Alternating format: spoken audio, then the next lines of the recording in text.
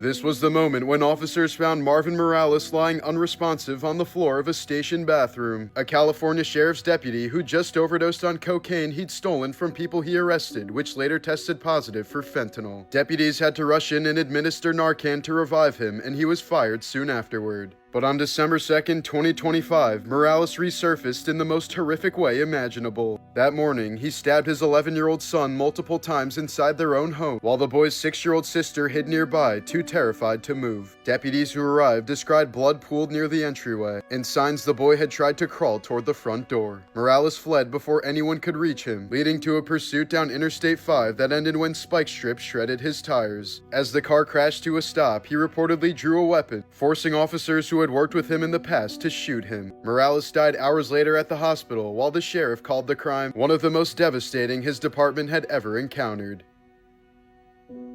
This woman's life has been changed forever by a random horrific attack that lasted only a few seconds. 46-year-old Ashley Wazalewski was suddenly attacked without warning while walking near Forsyth Park in Savannah, Georgia, after attending a Christmas program at a nearby church on December 10, 2025. A stranger had approached her from behind and poured a corrosive chemical directly over her head, causing immediate catastrophic burns. The liquid ate through her clothing, burned deep into her skin, and was so caustic it melted a key fob in her pocket as it spread across her body. She suffered second and third degree burns over more than half her body, including her face and scalp, and began screaming as her clothes started burning off her skin. The attacker didn't take anything from her and simply fled the scene within seconds. A good Samaritan rushed in to help as she wailed in agony and called her family. Wazalewski was quickly transferred to the Augusta Burn Center, where doctors say recovery will involve prolonged hospitalization, multiple surgeries, and permanent scarring. As of the latest updates, the attacker has not yet been identified or arrested.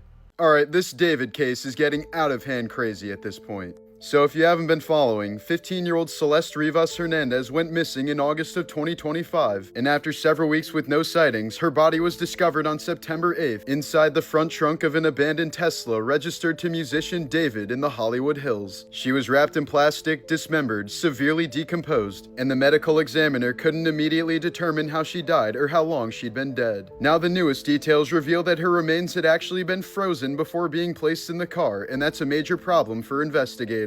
Freezing and thawing a body destroys bruising, masks injuries, washes away blood patterns, and can literally erase the signs that tell examiners whether someone was beaten, stabbed, strangled, or died another way. After the body was frozen, it then sat in the Tesla for 2 to 4 weeks, thawing and decomposing while wiping out whatever forensic clues were left. David hasn't cooperated and remains a suspect but still hasn't been arrested yet because the autopsy is incomplete and prosecutors can't file major charges until the cause of death is confirmed. The freezing detail is why investigators are now struggling to determine when she died, what was done to her, and who handled her body in the weeks she was missing. David's upcoming tour dates, album promo, and public appearances have all been canceled as the case remains under investigation. 20-year-old Macy Williams spent her final night the same way she'd spent most of her life, putting everyone else first. The trouble reportedly began when a friend pressured her to go out, snuck her into a bar, and pushed her to drink far more than she could safely handle. As the night went on and Macy became increasingly disoriented, she still ended up driving that friend home. Macy repeatedly asked if she could stay at the friend's house instead of trying to make it back to her own, but the request was denied. Not long after leaving the house, around 4 a.m. on September 20th, 2025, Macy's car collided head-on with a semi-truck on a highway in Knoxville. The impact was so severe that first responders said there was nothing that anyone could have done. Her death devastated her friend group, who described her as the mom friend, the one who protected everyone else before herself.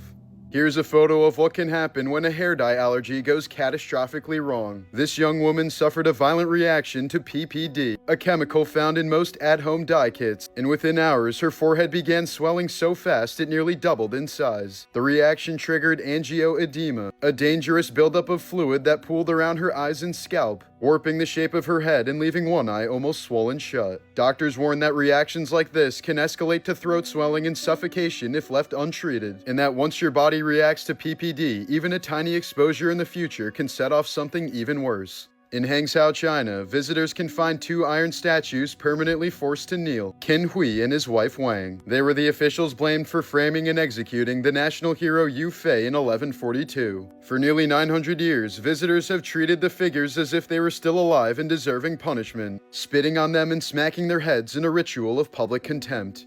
The hatred ran so deep that locals had to keep rebuilding the statues multiple times because people kept destroying them, turning these kneeling effigies into one of the longest-running acts of symbolic vengeance in history. This man swore he discovered the secrets of the pyramids and then built something that shouldn't be possible. Coral Castle in Homestead, Florida is a massive stone structure built single-handedly by Latvian immigrant Edward Leeds Skalman between 1923 and 1951, using more than 1,100 tons or 2.5 million pounds of oolitic limestone. Ed stood barely 5 feet tall and weighed about 100 pounds, but managed to carve, lift, and position multi-ton blocks entirely on his own, often at night and without witnesses, sparking decades of speculation about how he moved such massive stones without any machinery. Visitors swear the site feels engineered with impossible precision. One of its stone gates, weighing over 8 tons, can spin freely with the push of a finger. Ed always claimed he had discovered the secrets of the pyramids, but never explained his methods, leaving behind perfectly balanced stone doors, astronomically aligned carvings, and walls heavier than cars. Coral Castle remains one of America's most mysterious handmade monuments, built out of obsessive heartbreak after Ed's fiancée canceled their wedding just a day before the ceremony. 3 elderly Holocaust survivors who were tattooed only a few numbers apart at Auschwitz were photographed together decades later, meeting as free men after building long, fulfilling lives. The nearly consecutive numbers on their arms, once marks of dehumanization, now stand as powerful proof of their resilience during a genocide. Here's a team of therapy dogs at a children's hospital in Italy, patiently sitting outside of their patients' rooms, excitedly waiting for their turns to go in. Trained for calmness, comfort, and gentle interaction, the dogs bring terminally ill children a moment of relief that medicine alone can't provide. A 71-year-old New Jersey man named Bill Sumil was heading home from dialysis when he told his Uber driver, 33-year-old Army veteran Tim Letts, that he was in desperate need of a kidney transplant. Instead of just offering sympathy and moving on to his next passenger, Tim gave him his number and volunteered to be tested as a donor. Weeks later, doctors confirmed he was a match, and Tim followed through, donating one of his kidneys to save the life of a passenger he'd met by chance. The surgery was successful, and both men are now friends for life. In September of 2013, 26-year-old Tiffany Witten walked into a Walmart in Marietta, Georgia, and was never seen again. Around 2 a.m., she was caught shoplifting and confronted by store security. Panicked, Tiffany kicked off her shoes and bolted out of the store barefoot, leaving behind her phone, purse, and everything she owned. Her boyfriend who was with her stayed behind and gave conflicting stories about what had happened to her. At first, security assumed she'd return for her belongings, but she never did. Several days passed before anyone officially reported her missing. Despite mass searches, tips, and national coverage, no trace of Tiffany has ever been found. On September 25, 1980, Led Zeppelin drummer John Bonham drank an estimated 40 shots of vodka in less than 24 hours. He passed out at Jimmy Page's house where he was put to bed but never woke up. The next morning, Bonham was found dead at just 32 years old, having choked on his own vomit while unconscious from the alcohol. His death forced Led Zeppelin to permanently disband, cementing his legacy as one of rock's most tragic losses. In the summer of 1962, Old Yeller author Fred Gibson's family was suddenly struck by tragedy. His son Mike discovered their dog chained up in a shed and brutally clubbed to death, a sight so devastating that he took his own life just a few days later. Not long after, Gibson's marriage also fell apart, while the dog's killer was never identified. Known for his historically cruel behavior, Roman Emperor Nero accidentally killed his pregnant wife by kicking her to death. He then found a young boy named Sporus who looked exactly like her, castrated him, then married him. Nero would call the boy by his deceased wife's name and dress him in women's clothing, while making his court play along with this disturbing act. The unsettling relationship would come to an end when Nero died in 68 AD, but this was only the beginning of the boy's suffering. For the next 3 Roman emperors, Sporus would serve as a royal sex slave. One of these horrible emperors, named Vitellius, planned on humiliating the boy in a public performance. In the middle of the gladiator games, Sporus would be graped in front of a stadium crowd as a reenactment of the Grape of Proserpina, after which he would be publicly executed. Upon hearing about this sinister plan, Sporus decided to end his own life at the young age of 19. Shane Dawson, once YouTube's golden boy, has lived a life shaped by trauma. His father was an alcoholic who abandoned his family, while his mother struggled with hoarding and poverty. As a child, Shane was morbidly obese, bullied relentlessly at school, and has admitted to severe depression and suicidal thoughts before YouTube gave him an outlet. After finding fame online through comedy and conspiratorial content, he later became infamous for disturbing jokes that eventually led to his downfall. One of the most infamous scandals came from a resurfaced podcast bit where Shane claimed he had once done things to his cat as a teen, though he later insisted it was a stupid joke and not real. The image of him as a cat abuser haunted his persona. Years later, an old clip of him pretending to touch himself to an 11-year-old Willow Smith poster resurfaced, prompting outrage from the Smith family and leading YouTube to demonetize his channels. Today, Dawson is seen as more of a ghost of YouTube, overshadowed by the scandals that tainted his career.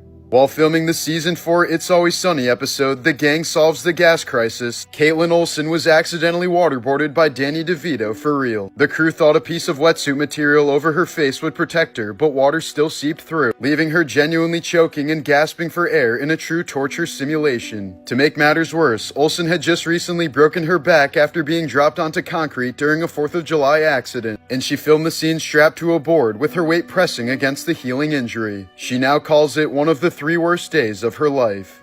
At a restaurant in California, a 2-year-old was accidentally served cooking wine that was mislabeled as apple juice. Moments later, she began staggering, slurring her words, and even fell over, until a blood test revealed a 0.12% BAC, well over the legal limit to drive. In 2023, repeat offender Thomas Allen McCartney was captured after assaulting a 7-year-old in Louisiana. Under a new state law, he accepted a plea deal of 40 years in prison plus surgical and chemical castration, making him one of the first Americans subjected to court-ordered sterilization. After leaving the hit sitcom Different Strokes and struggling to find success as an adult actress, Dana Plato spiraled into addiction, poverty, and run-ins with the law. In 1991, Dana entered a Las Vegas video store with a pellet gun and demanded all the money in the cash register, after which the flabbergasted clerk called 911 saying, "I've just been robbed by the girl who played Kimberly on Different Strokes." Dana soon lost custody of her only child, was caught forging prescriptions, and attempted to salvage her career by posing for Playboy, but found little redemption. By 1999, she was a faded star clinging desperately to the hope of a comeback, but her appearance on The Howard Stern Show turned into a public humiliation. Stern and his callers openly mocked her claims of being sober for 10 years, with some cruelly suggesting she was just moments away from another downfall. Within 24 hours of the interview, Dana died alone from an overdose of prescription pills at the young age of 34.